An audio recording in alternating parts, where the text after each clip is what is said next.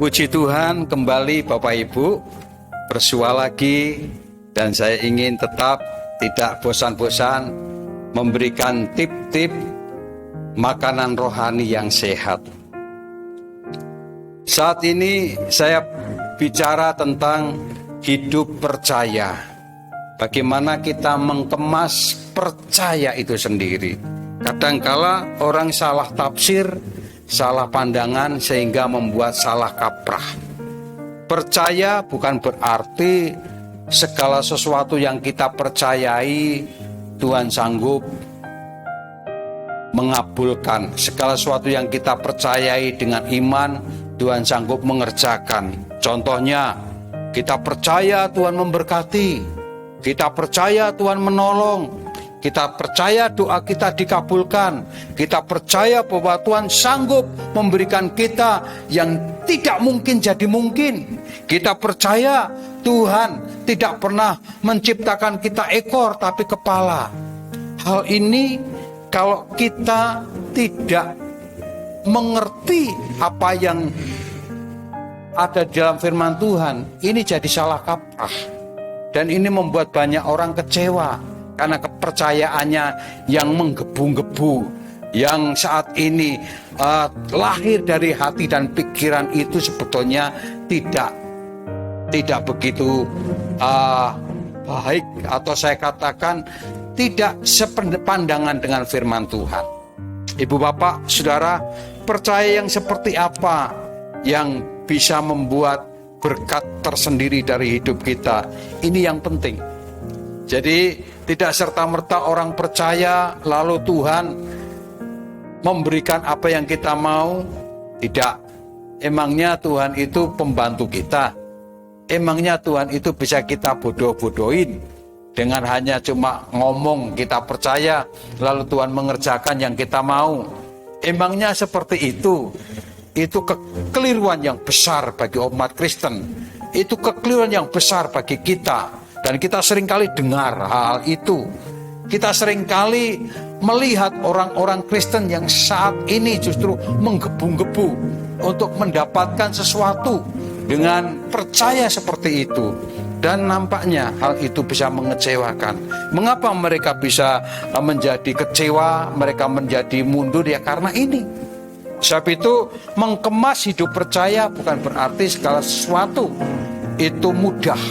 Jadi tolong Bapak Ibu Saudara, hidup orang Kristen itu tidak mudah karena percaya lalu kita dipermudah Tuhan, sakit disembuhkan, ingin ini itu dikabulkan.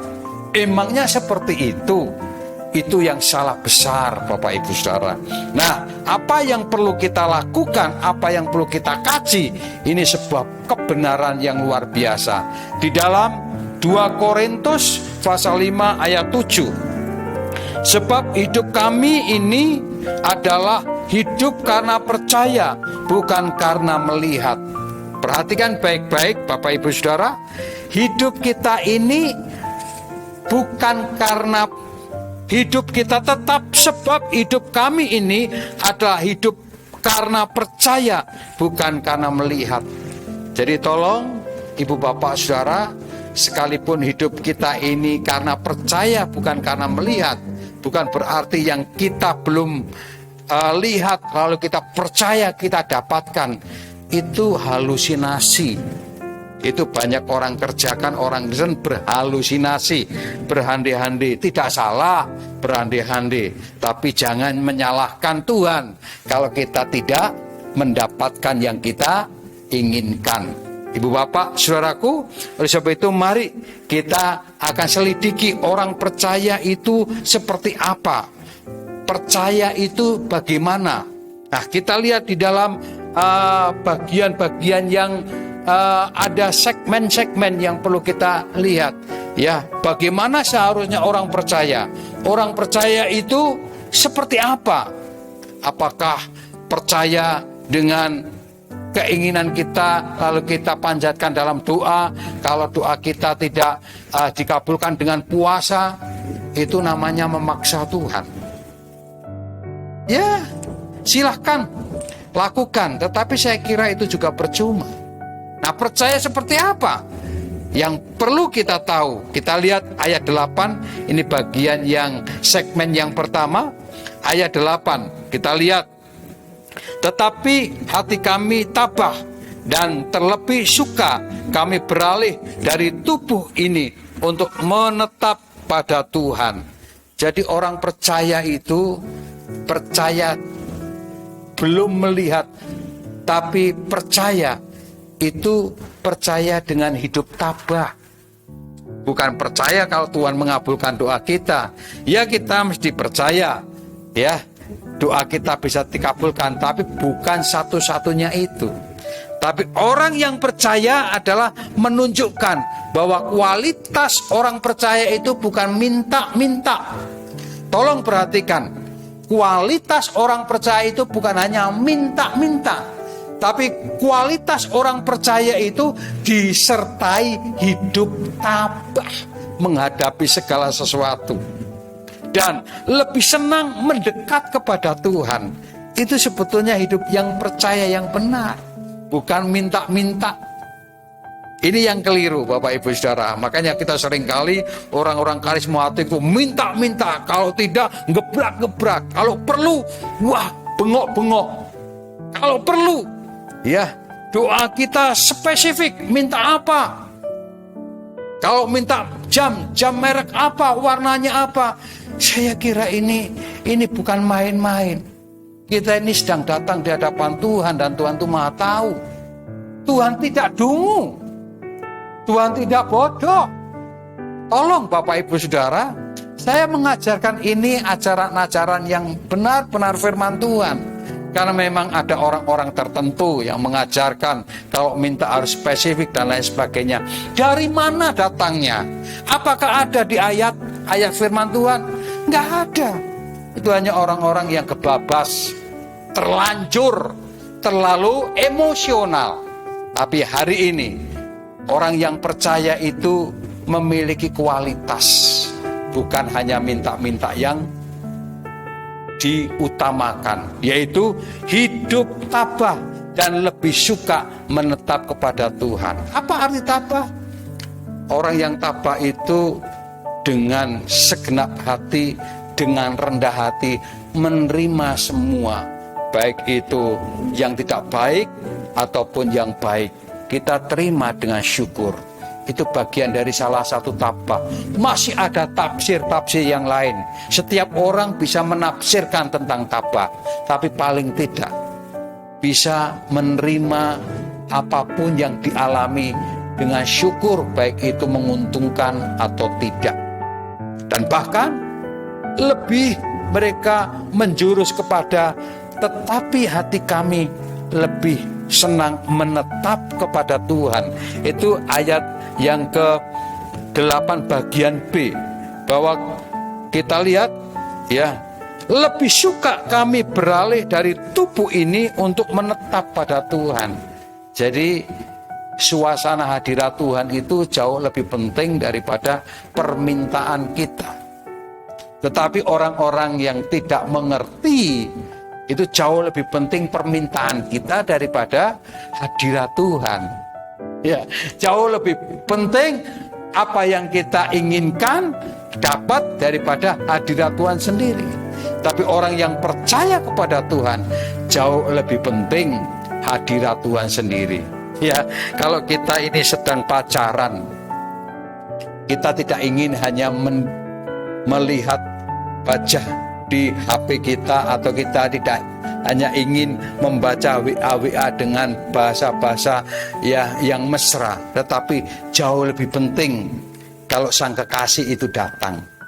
Jauh lebih penting dari segala yang diucapkan, daripada semuanya itu kalau orangnya itu datang sendiri.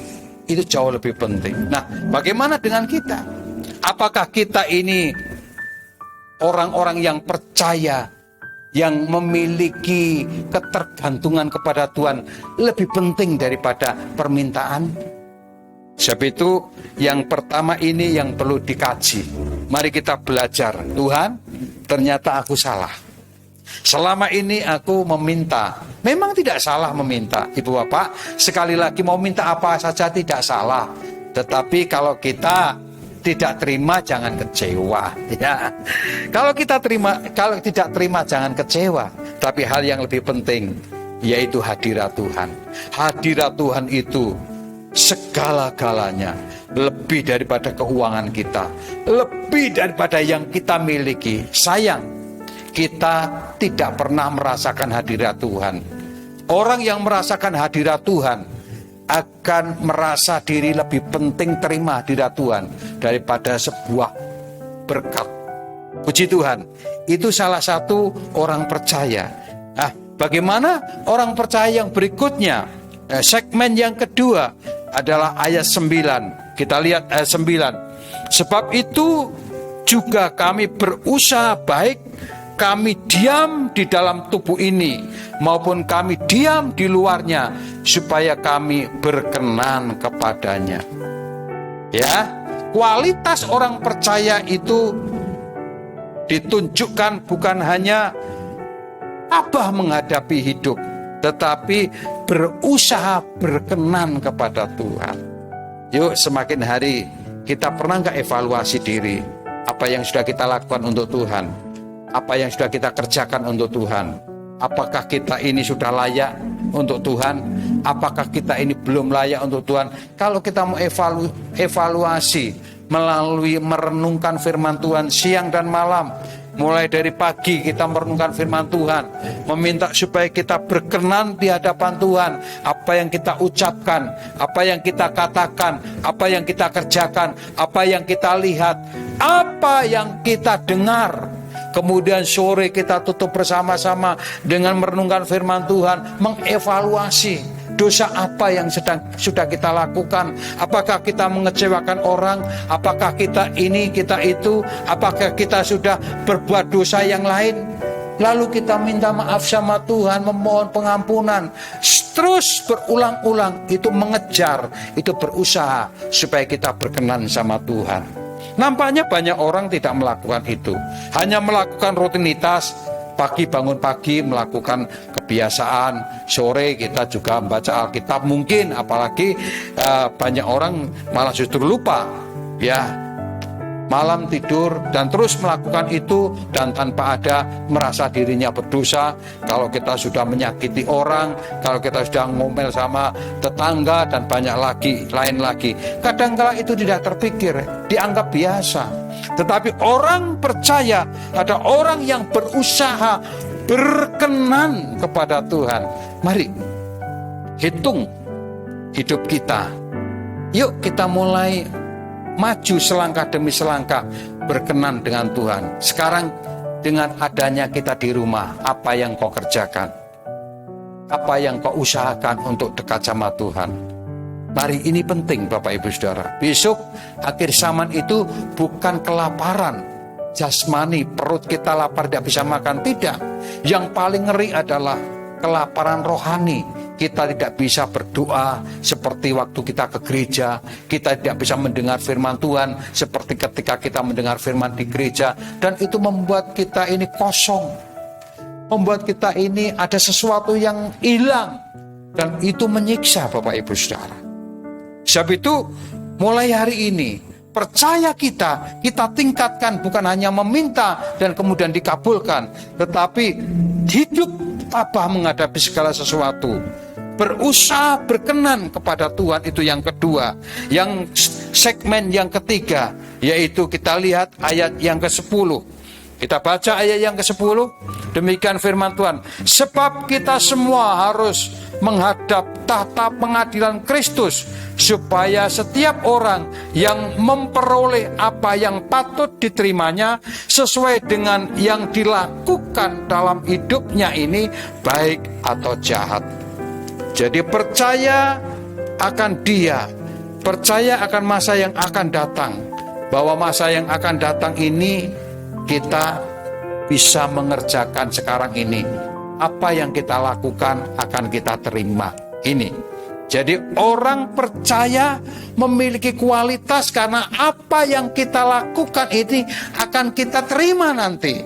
Jadi lebih baik kita menanam yang baik daripada menanam yang buruk. Sebab yang buruk itu tetap akan kita terima, yang baik juga akan kita terima. Taburlah, layanilah Tuhan. Apakah Tuhan itu merugikan kita ketika kita melayani? Dari beberapa kesempatan saya melihat jemaat-jemaat yang saya layani 30 tahun lebih, mulai dari kecil sampai punya anak. Saya melihat orang-orang yang sungguh-sungguh sama Tuhan, yang loyal sama Tuhan, tidak pernah berkekurangan. Ada jalan saja, ada cara saja di mana Tuhan bisa menolong, sekalipun mereka menghadapi kesukaran, sekalipun mereka menghadapi tantangan, Tuhan tetap menolong. Bagaimana yang lain? Saya justru melihat yang mereka-mereka itu hidupnya tidak ada nilainya. Mereka justru susah, kerja susah, cari duit susah, dan banyak lagi yang lain. Ibu bapak, saudara, percaya kita bukan Tuhan mengabulkan permintaan kita. Itu boleh-boleh saja.